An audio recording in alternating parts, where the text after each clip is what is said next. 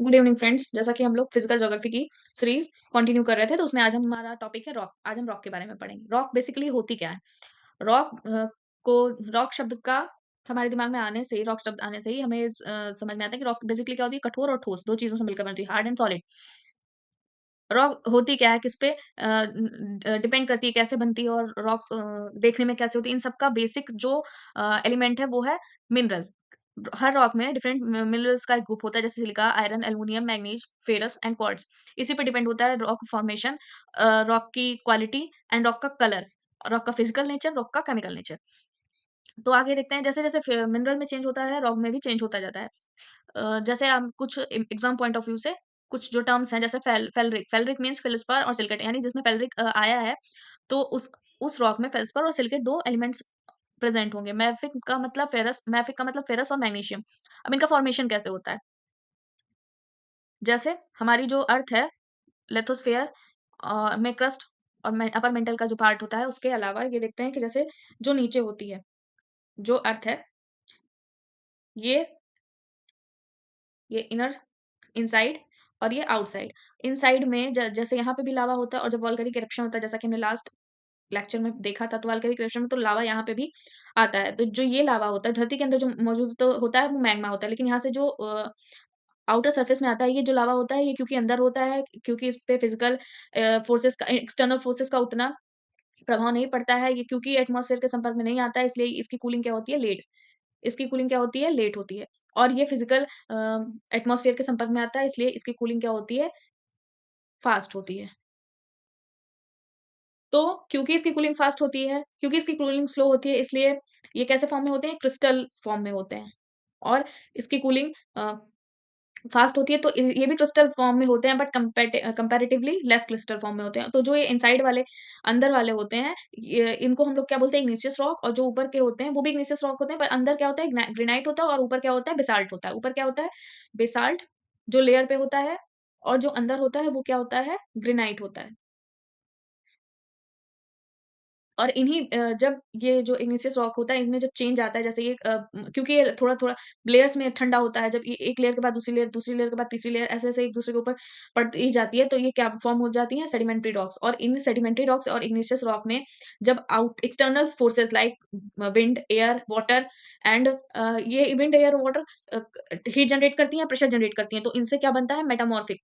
क्या बनता है, मेटामॉर्फिक। जैसे ये देख लीजिए, ये इग्निशियस रॉक है, इग्निशियस रॉक, ये लावा आया और लावा ठंडा हुआ, ये अंदर से ही देखिए वोल्केनिक इरप्शन में जो हमने पढ़ा था, वो ये डाइक का फॉर्म एक जनरेट होता है। अगर ये इसी फॉर्म में कूल हो जाए, तो ये डाइक बनाएगा। और लावा में ये देखिए, ये रायोलाइट, एंडेसाइट, बेसाल्ट, ये देखिए ऊपर के उसमें जो ठंडा हुआ, ऊपरी सरफेस पे जो ठंडा हुआ, वो क्या हुआ, बेसाल्ट, और अंदर जो ठंडा हुआ, वो ग्रेनाइट है।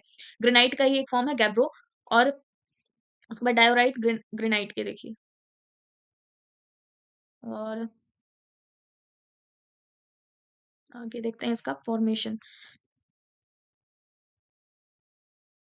जैसे ये इनर, जैसा अभी हमने देखा कि इनर सरफेस में जो लावा होता है, वो लेट ठंडा होता है, इसलिए हाइली क्रिस्टल होता है। और ये एसिडिक लावा होता है। एसिडिक क्यों होता है? क्योंकि इनर पार्ट में होता है, यानी इसमें सिलिका ज्यादा रहा होगा, सिलिका ज्यादा रहा होगा, यानी इसकी विस्कोसिटी ज्यादा रही होगी, विस्कोसिटी ज्यादा रही होगी, यानी इसकी फ्लूइडिटी कम रही होगी, इसीलिए ऊपर नहीं जा पाया और नीचे ही रह गया, इसलिए धीरे धीरे ठंडा हुआ। इन कंपेरेटिवली जो सरफेस वाला लावा रहा होगा, उसमें सिलिका कम रहा होगा, उसकी विस्कोसिटी कम रही होगी, इसलिए उसकी फ्लूइडिटी ज़्यादा रही होगी, इसलिए वो सरफेस पे गया होगा, और इसलिए फिजिकल फिजिकल एटमॉस्फेयर के संपर्क में आया, इसलिए वो जल्दी ठंडा हो गया। अब केमिकल फॉर्मेशन में जैसा हम देखें, जैसे कि हम देखें कि जो आग्नेय रॉक शेल होती है, इग्निशियस रॉक होती है, वो उसमें फायर वाला एलिमेंट होता है, क्योंकि वो इनसाइड में होती है। वोल्केनो के इरप्शन में जो सबसे पहले जो रॉक फॉर्म होती है, वो आग्नेय चट्टान होती है, इसलिए इसको प्राइमरी रॉक बोलते हैं। और क्योंकि ये बहुत गर्म होती है, इस लावा डायरेक्ट इसे फॉर्म करता है, इसलिए इसमें फॉसिल नहीं होते हैं। अब इसी आग्नेय चट्टान को अगर हम इसके टाइप्स देखें, तो केमिकल कंपोज़िशन के टाइप में ये एसिडिक और बेसिक और इंटरमीडिएट 3 तरह का होता है। एसिडिक में सिलिका ज़्यादा होता है, 80% लगभग सिलिका होता है। ये अभी जैसे हमने देखा कि एसिडिक है, सिलिका ज़्यादा है, तो विस्कोसिटी ज़्यादा होगी, फ्लूइडिटी कम होगी, तो ये सरफेस पे नहीं आ पाएगा। ऐसी चट्टान में क्रिस्टल ज़्यादा होंगे, और ये ग्रेनाइट इसका एक फॉर्म है। बेसिक लावा जो होगा, उसमें सिलिका कम होगा, लगभग 40% तक होगा। ऐसे में फेरस, मैंगनीज़ आदि एलिमेंट्स इसमें मौजूद मौजूद होंगे, और इसलिए due to presence of ferrous इसका कलर कैसा होगा? डार्क होगा और जो ऊपरी सतह पाया जाता है उसको वो इग्निशियस रॉक कौन सा होता है? बेसाल्ट होता है। इंटरमीडिएट रॉक कौन सा होगा? जिसमें सिलिका 50% होगा और एलिमेंट्स 50% होंगे। इनका एग्जांपल डायोराइट और एंडेसाइट है।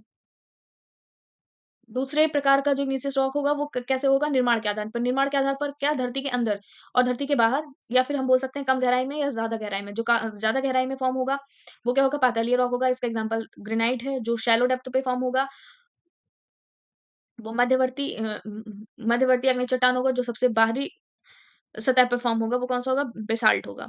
और इन्हीं जब आग्नेय चट्टान में थोड़े बहुत एक्सटर्नल फोर्सेस पड़ते हैं तो ये लेयर्स में ठंडा होने लगता है या फिर लेयर्स बन जाते हैं तो इनसे कौन-सा रॉक फॉर्म होता है? अवसादी चट्टान या फिर सेडिमेंट्री रॉक्स।